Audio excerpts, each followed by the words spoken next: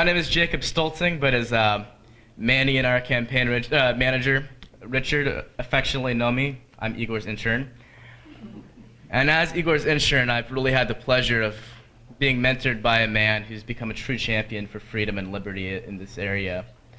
Today you're going to get to hear Igor's incredible story. He and his family escaped from the Soviet Union when he was just 13, and they came to America seeking a life filled with freedom and full of opportunity.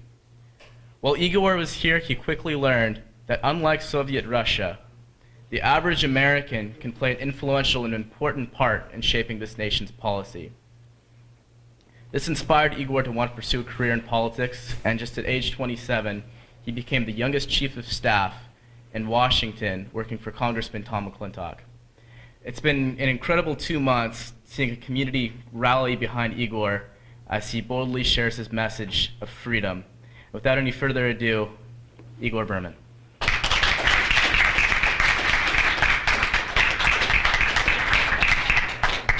Well, Jacob, first of all, thank you for that introduction. You know, you've done such amazing work, and now to have you start introducing me is even better.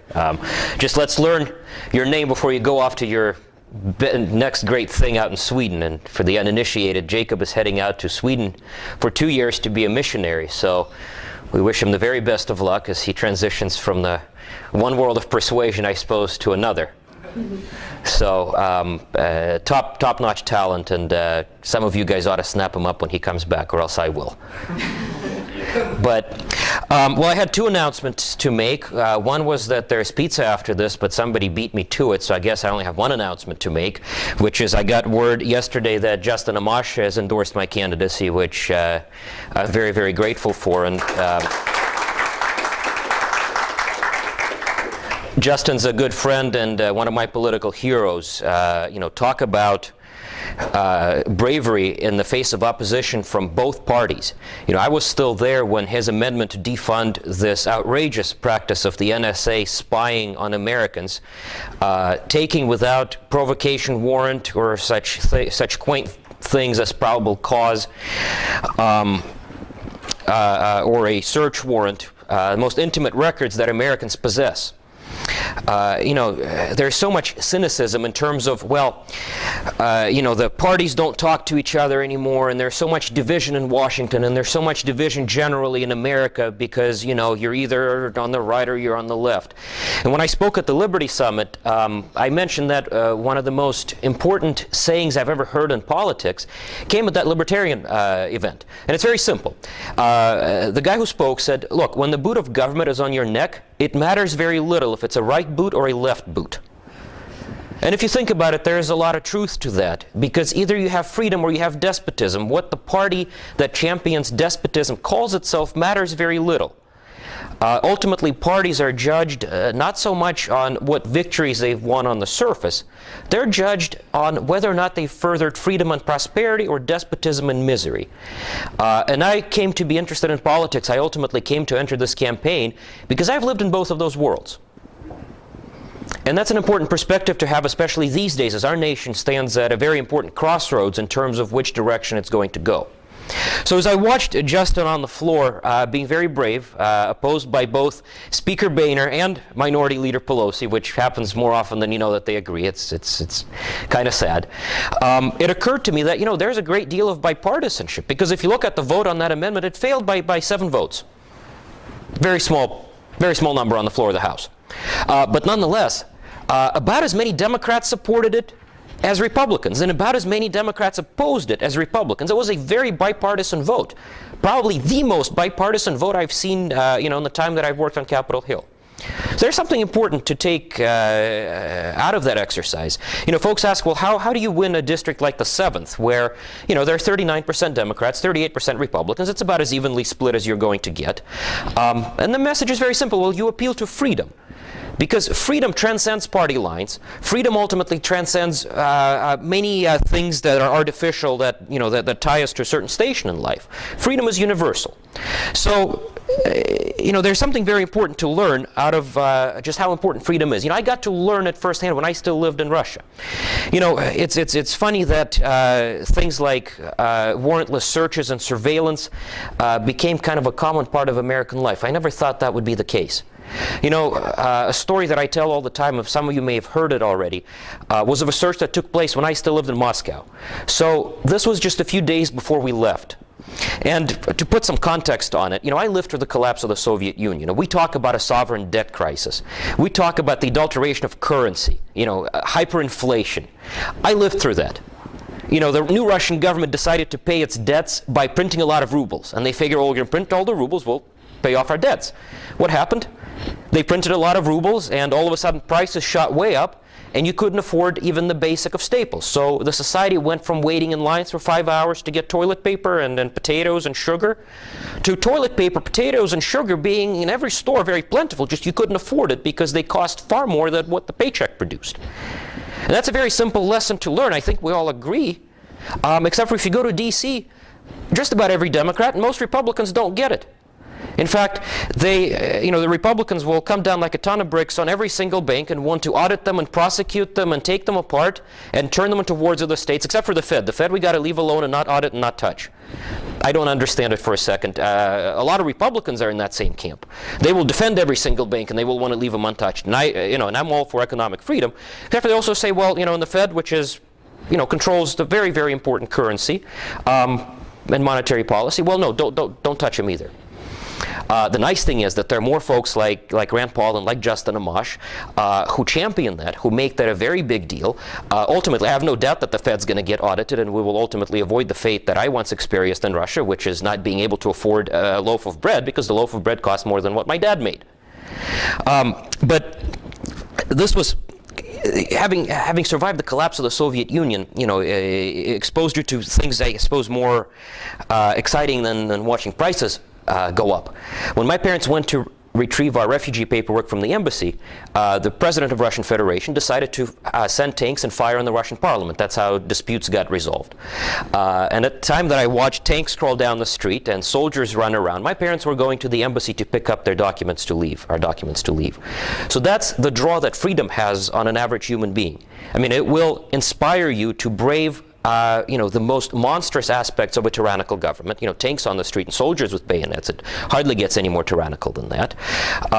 Only to go get paperwork that will ultimately allow them to enter a free country and live in freedom and aspire for prosperity. But it gets worse. So we left for St. Petersburg right before our departure from Moscow. And as we were gone, the Russian government, their secret police, invaded our apartment. They didn't need a search warrant or probable cause. They didn't bother with the Fourth Amendment to begin with, and just tore it apart. So we came back to find bags opened up and boxes cut up and all the belongings that we had neatly packed to take to America, which, looking back at it now, I was wondering why we brought bed sheets and clothing. There's plenty of it here. But nonetheless, they were all over the carpet. And to me, this whole experience was a great big adventure. I was 13 years old. I was about to go and finally live in in another country and make new friends and finally find out what a color TV is. My parents had a far different understanding of what was going on.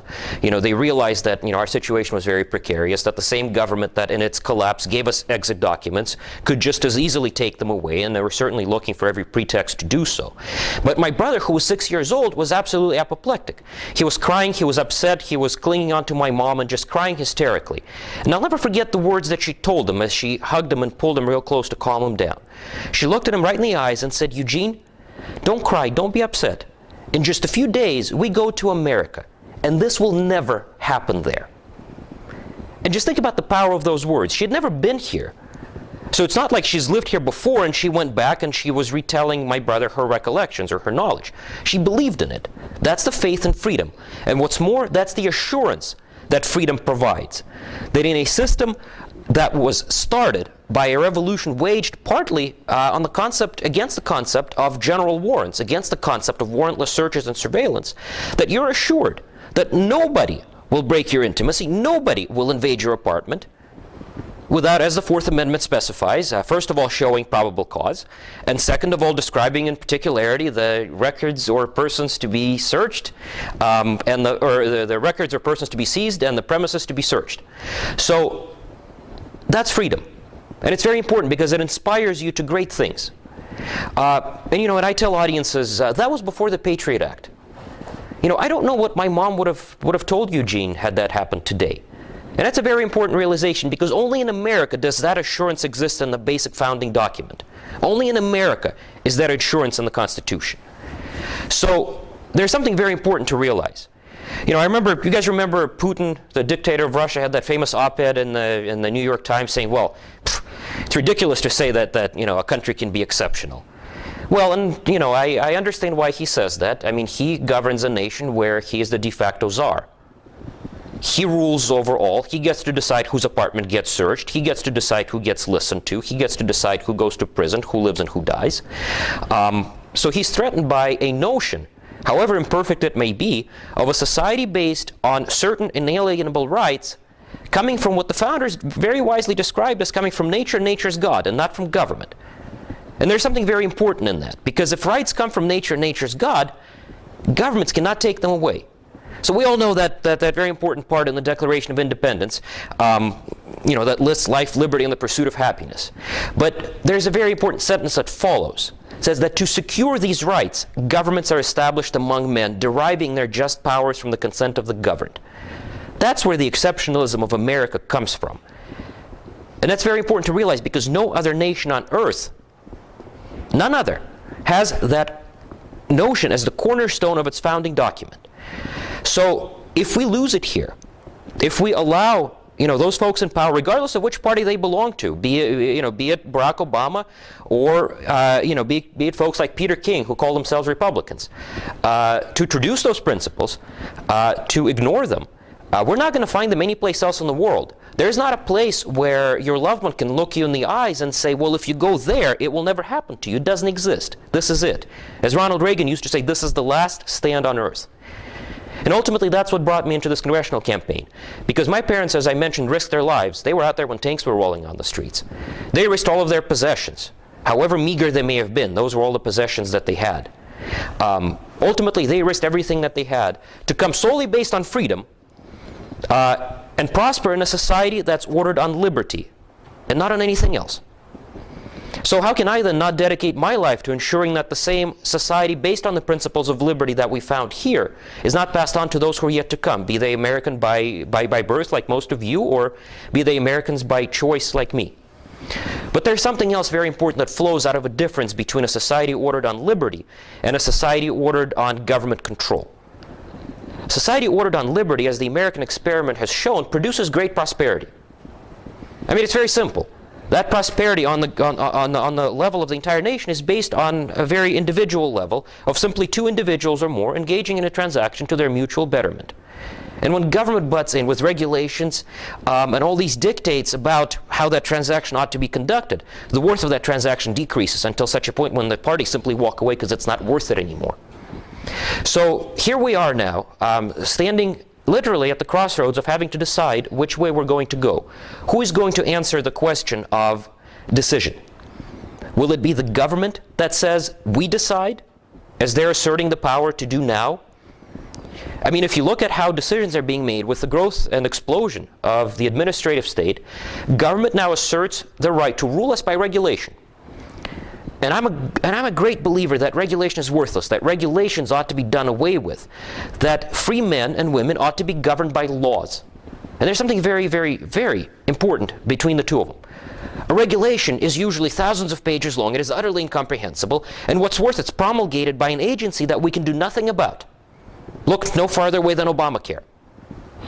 Laws are meant to be simple, laws are meant to be understood by an average individual, and laws are passed by the people's representatives, to the point where if the people are unhappy with the laws that the representatives have passed in their name, those representatives are fired. And it goes even one step further. We're standing at a decision point in terms of something even more important than who decides, and that's who's the sovereign. You know, America was founded on the notion that the king was not going to be the sovereign anymore. Who's the sovereign in America? Yeah, it's you and me. Who are those folks in Congress and in the White House? Well, they're hired help. They're hired help. We hire them to do our bidding. And you laugh because, if you look around, it sure doesn't work like that anymore because we've stopped paying attention to liberty for much too long. And what happens is when you stop paying attention to liberty for much too long, you tend to lose it, and once you lose it, you don't get it back. And ultimately, that's what brings you to this room. That's what brings me to this political campaign. Because that's, basically my political message. It's freedom. Freedom causes prosperity. And I've seen it. I've seen it firsthand. Manny talked about when he was 12 years old, he wanted to make some money. So his grandpa gave him a job working a tractor. And by the way, Manny, I've got nothing but the utmost respect for him. I think he's going to make a great assemblyman, and ultimately, he's the type of candidate whom I'm pretty sure the founding fathers had in mind when they laid out the structure for this great republic. And I think they'd be very proud of him if they were around. But I look back at my life. When I was 12 years old, I couldn't go and get a job where I would improve my position in life based on my talents. I couldn't do it. Because in a free society, you're not tied to a station in life. You choose your station in life. It could be down here, or you can reach for the stars. It's up to you. But ultimately, how do you reach for the stars? You combine your talents with perseverance. Then that's it. Then you go at it. Government's not supposed to stand in the way. There are a lot of people out there, both parties, who say, well, I'm going to go to Congress and I'm going to create jobs. And when you graduate, I'm going to give you a job. Well, as Vice President Joe Biden likes to say, malarkey. You don't go to Congress to create jobs. Government does not create jobs because government fundamentally does not create wealth. It can take wealth from you guys over here and transfer them to you guys so you can create some jobs, but those jobs will disappear as soon as the money runs out. The best way that the government can create jobs is get the heck out of the way and create conditions in which prosperity flourishes. Then I can combine my talents, whatever they are, with my perseverance, however much of it I have, and that will decide how high in life I will end up. That's how freedom creates prosperity. The reason I couldn't get a job based on my talents when I was 12 years old is because in the place where I lived, government chose your station in life. Government dictates not only whom you're going to be, not only your career, but your place of work, your place of residency. You couldn't just decide, well, you know what, I'm going to graduate college and I'm going to go live in Moscow. You couldn't do it. Government had to approve it. And then your labor union had to approve it. And then a whole host of bureaucrats had to approve it. So if you weren't political elite, you couldn't do it. In America, the neat thing is government doesn't interfere in those decisions yet, and hopefully never will. So if you decide that you graduate from school and you want to go live in LA, sky's the limit, go for it. Take a risk and earn a reward. And that's very important to realize, because as we look at just about every single piece of legislation that's come out of the Pelosi Congress, and many pieces of legislation that have come out of the Republican Congress, government attempts to make those decisions for you. And that's very unfortunate. So when you interfere with economic decision making by government, you create misery. The neat thing is we're now starting to see that all around us. So it used to be that, as Arthur Brooks would say, Republicans have a great talent for delivering this beautiful presentation with all sorts of numbers and charts and graphs, and you can deliver the most articulate message of Austrian economic school. All the Democrats have to do is come out here and say, well, Susie over there is 24 years old. She lives in a van by the river. She has 2 kids, Nikki and Mary. Nikki is 2, Mary is 4. Susie is starving. Her kids are starving. What are you going to do about it? And Arthur Brooks's point, he works at the American Enterprise Institute, great scholar, says Republicans just lose that debate right then and there. And the reason that Republicans lose that debate right then and there is because, a lot of folks who have a very good message of freedom don't bother to deliver it in a way that reaches folks and appeals to their sense of freedom. Because the point is, when Susie's sitting there in the van and collecting government assistance, she's not working. She's losing any and all marketable skills that she may have had. And government, as Margaret Thatcher used to say, will always run out of other people's money if it subscribes to the theories of socialism. So what is Susie going to do when the welfare checks no longer arrive, or when they arrive and can't afford a loaf of bread anymore because of inflation, having lost all marketable skills? Now who wins that debate? But government control gets even worse, because as chilling as it is to economic freedom, as chilling as it is to prosperity, government control gets worse, because benevolence in government is always fleeting. And you look no farther than after the revelations of the IRS harassment of Tea Partiers, folks are simply sitting around the dinner table saying, well, I really want to go fight for freedom, but I'm kind of afraid to go to the Tea Party meeting. I really don't want to get audited. Or I want to join the Young Americans for Liberty, but I'm afraid because somebody might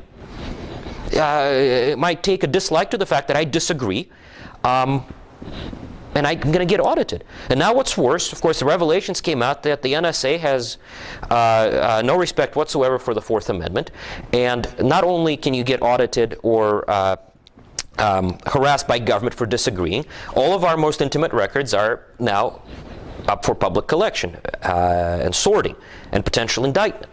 And that's a very scary realization. That's something that we have to stand for, because once prosperity is chilled, talk about a chilling environment when you don't know what your activities are going to produce in terms of punishment from your very own government. As I tell people, when our apartment was violated, some can relate because they may have been victims of crime. But imagine now something like that being done by your own government. So freedom is important in many, many ways. The economics of it is something that we see every day, that we struggle with or we prosper from. But the personal aspect of it, where the personal freedom to engage in political activism or do as we please or say what we please as Americans, is also fleeting, because despite the assurances of benevolence that we get, that the surveillance state that is being established is for our own good, benevolence is fleeting. And once the benevolence disappears, you end up with that same government that possesses all of the tools of surveillance. And now that the benevolence is gone, it's done to your own detriment. And that's a very scary thought. Now, the good news is that there are folks out there like Justin Amash and Rand Paul and Thomas Massie and many others who understand, by the way, that you win on a message of freedom by, as Rand Paul said, campaigning like a man coming over the hill singing. Because ultimately, freedom is a happy message. It's a powerful message. It's a message of optimism and prosperity. I think there's a great hope for the future of our nation. And I think my campaign on the 7th will certainly be a great experiment as to how well that message of freedom resonates. So I thank you for all that you're doing for this great cause of liberty. I certainly hope to see you on the campaign trail. I certainly need every help, every ounce of help that I can get. And I'll be happy to take any questions that you have. Thank you again.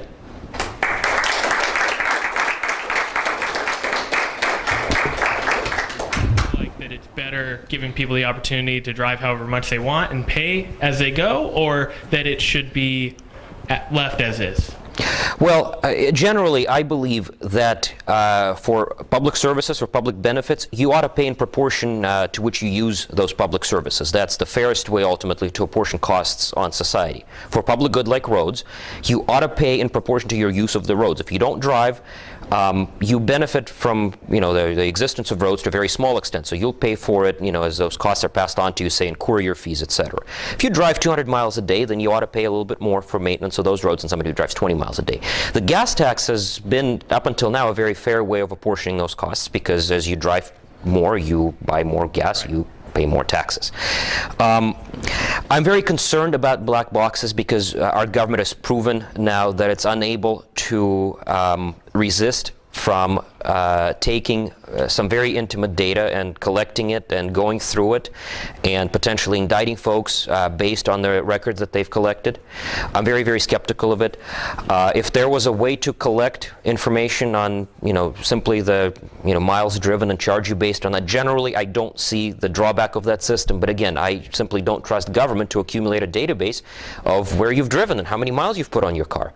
So, it's an imperfect system as it is.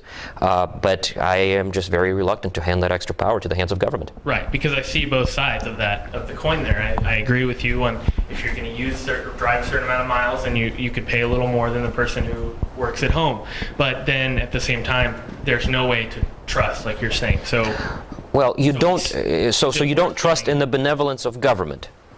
Because benevolence is always fleeting. I can assure you that from personal experience.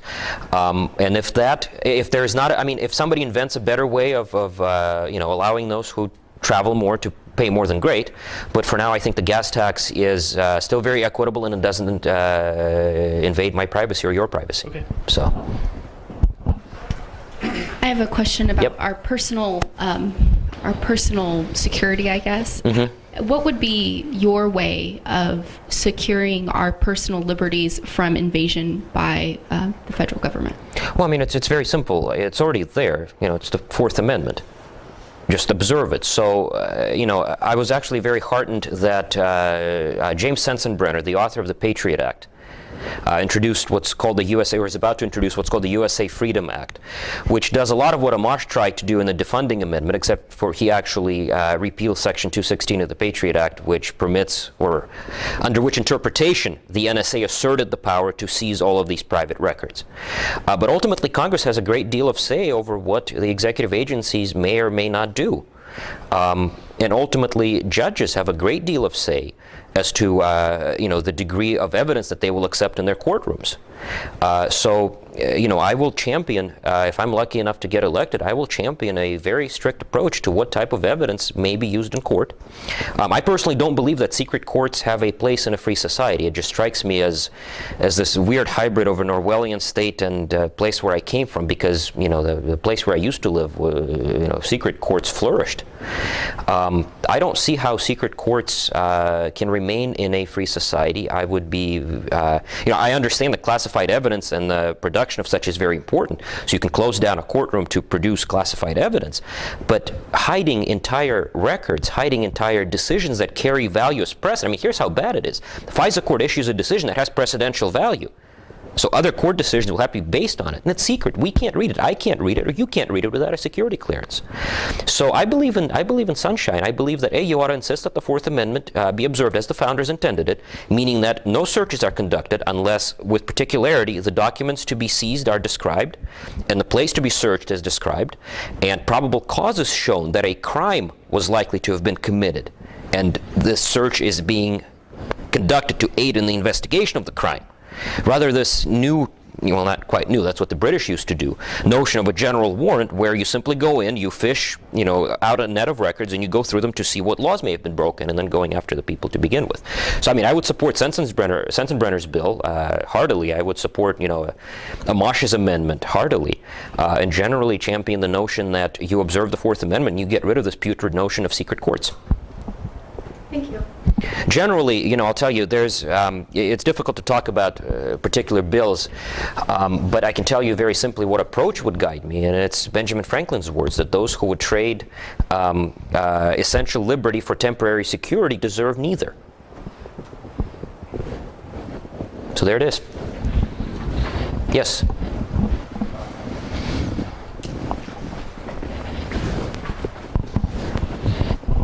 I'm wondering, what are some differences in policy between you and your primary opponents? I'm not talking about Congressman Barrett, but Elizabeth Emkin and... Oh, geez. Not a trick question, right? All right, well, look. Doug Osee is, a very formidable opponent. He's a former congressman. In fact, I just got back from D.C. where I was very surprised by the narrative, which, somebody came up to me and said, well, I hear you're doing really, really well. I said, wow, in D.C. generally, former congressman who's a millionaire tends to produce a reaction such as, well, there's the guy who's going to win the primary, and what the heck are you doing here? But the short of it is, look, I'm running against a guy who may have campaigned on the principles that once built the Republican Party, which is freedom, but then legislated in a way that traduced every single one of those principles, championed every single conceivable earmark, down to, and I'm not making this up, the investigation of sexual arousal in older men and the Asian masseuses and prostitutes of San Francisco, which passed on a margin of 1 vote, his. Go figure why. I don't understand why, and he hasn't been able to satisfactorily explain it yet. Just turns red in the face and gets angry. Who voted with the Democrats to shrink tax relief, who voted not only against cutting federal spending by 1% across the board, but also against cutting federal spending by 1/3 of 1% across the board. So this is a guy who's never met a spending cut he didn't hate. And generally, again, folks like him handed the Congress over to Nancy Pelosi, because the people had a belly full of elected officials who campaigned on freedom and then legislated like the Democrats. So I find it very hard to believe that Republicans in the 7th District would send the same guy to Congress who already turned it over to the Democrats once.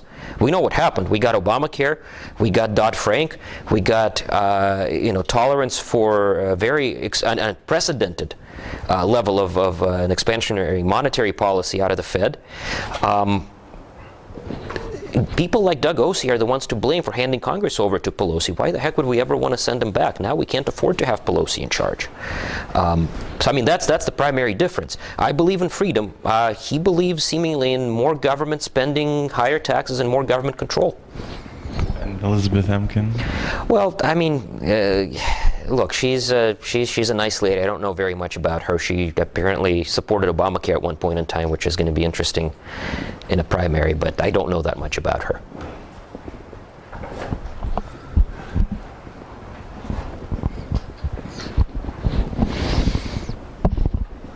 Igor, thank you for being here. I was wondering if you could talk a little bit about why your message will be so much stronger than Congressman Bera's message in the 7th Congressional District. Well, you know, as I mentioned in my remarks, you know, I believe in freedom. I'm going to campaign on pure, unadulterated freedom. Bera's going to have a very different narrative to pull together. So, I mean, this is a guy who is trying to be, and this is a story I learned from Tom McClintock. Back during the debates with Osee, he would compare Osee to a chameleon that FDR once got as a little boy.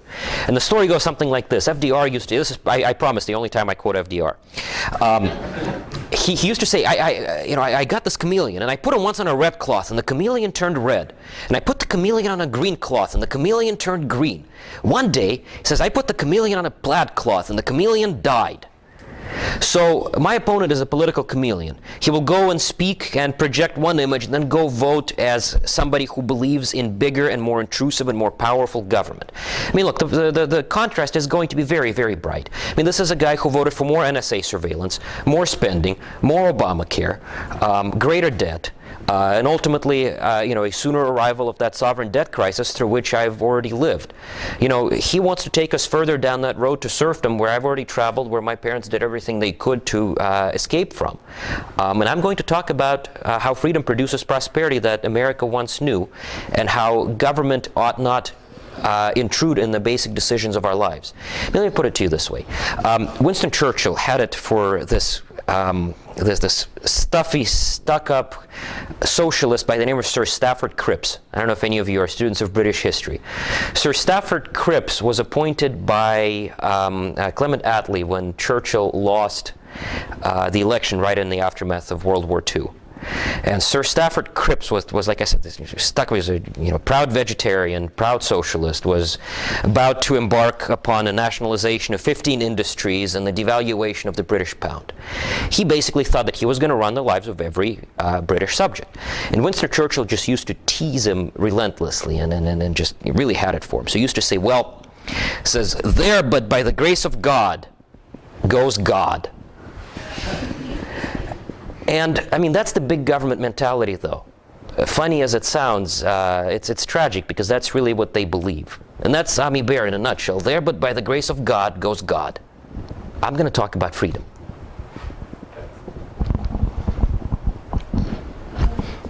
Second round? I think maybe we're almost out of time. Yeah. I'll make my answer brief. Well, I can always ask you at pizza, right? Yeah. Or you can ask me twice. And if I can give you a better answer at pizza. Well, I'll just ask at pizza, but I would just want to invite everybody in the room to come with us down to Roundtable Pizza, where we can spend more time with the candidates and more time with each other and enjoy some yummy pizza. And thank you, everyone, for coming out today. We appreciate your attendance. Yep. And grab some cookies on the way out. Folks, thanks very much.